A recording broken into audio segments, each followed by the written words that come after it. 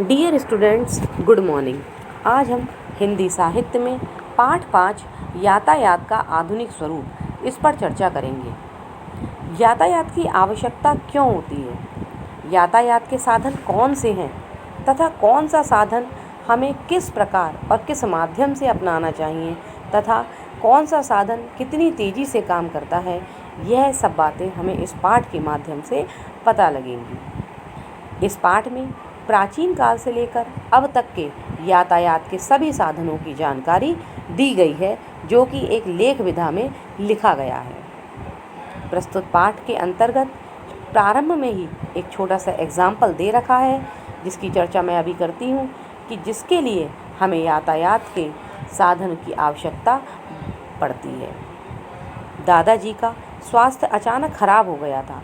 तब माँ ने जल्दी से भाई से कहा कि बेटा गाड़ी बुला लो, तुम्हारे दादाजी को अस्पताल ले जाना है। भाई ने जल्दी से गाड़ी बुला ली और दादाजी को अस्पताल पहुंचाया गया। जांच के बाद डॉक्टर ने कहा कि अब घबराने की कोई आवश्यकता नहीं है, उनका स्वास्थ्य एकदम ठीक है, आप समय से इन्हें अस्पताल ले आए हैं।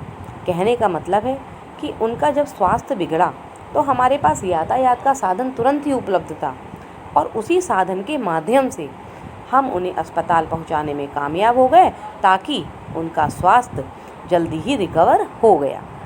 इसीलिए ही यातायात के साधनों की आवश्यकता पड़ती है।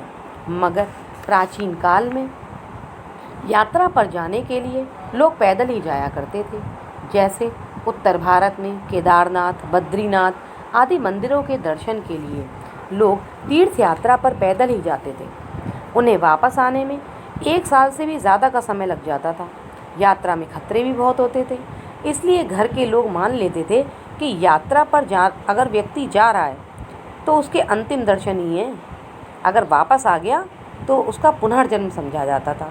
कहने का मतलब है कि यात्रा इतनी दुर्गम होती थी कि जब व्यक्ति यात्रा से वापस लौटता था तो घर वाले सोचते थे कि इनका पुनर्जन्म हो गया है।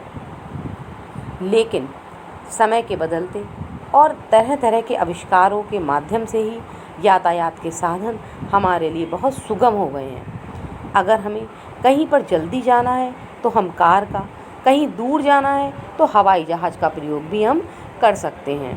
पहले हवाई जहाज़ का जब प्रयोग हुआ था, जब आविष्कार हुआ था 100 साल पहले, उस समय दूसरे देशों में जाने के लिए लोग समुद्री जहाज़ों का प्रयोग करते थे।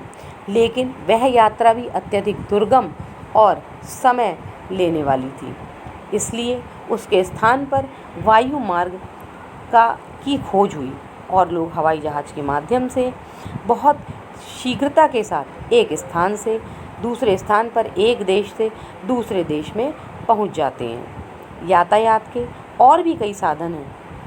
शहर के भीतर लोगों के आने जाने के लिए रिक्शा, टांगा, ऑटो, टैक्सी आदि सवारी भी उपलब्ध हैं। कहीं दूर जाना है तो रेलगाड़ी उपलब्ध है।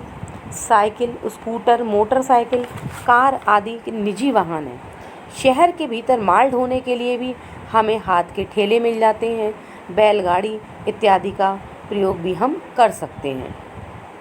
डियर स्टूडेंट, शहर की सड़कों पर लाखों गाड़ियाँ चलती हैं। कभी कभी यातायात जाम भी हो जाता है, इसलिए यातायात पुलिस शहर में यातायात का नियंत्रण करती है। जाम लगने से कारों, बसों का इंजन का धुआं चारों ओर फैलता है। इससे वायु प्रदूषण भी होता है और लोगों को सांस की बीमारियां भी हो जाती हैं। निजी गाड़ियों के स्थान पर अगर लोग अनेक दूसरे साधनों का प्रयोग करें तो ज़्यादा उचित रहता है। जैसे डियर स्टूडेंट, अगर हम रोज़ दफ्तर जाने के लिए जब 3-4 लोग एक ही कार में जाएं तो यह कार पुलिंग कहलाता है।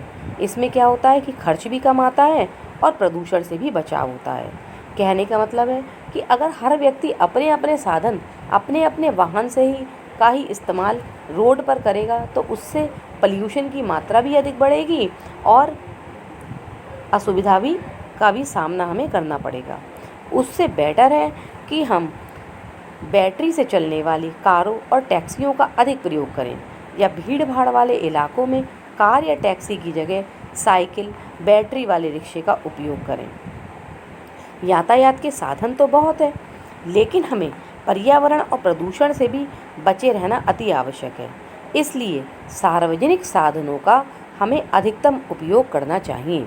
कहने का तात्पर्य है कि सार्वजनिक साधनों के माध्यम से ही हमें अधिकतर जो है अपना यातायात का इस्तेमाल करना चाहिए। इससे हम स्वस्थ भी बने रहेंगे और प्रदूषण की संभावना भी कम हो जाएगी। डियर स्टूडेंट, आप सभी इस पाठ को एक बार अपनी पाठ्यपुस्तक से अवश्य ही पढ़ें ताकि आपको यातायात के आधुनिक स्वरूप की और अधिक जानकारी प्राप्त हो सके। Thank you.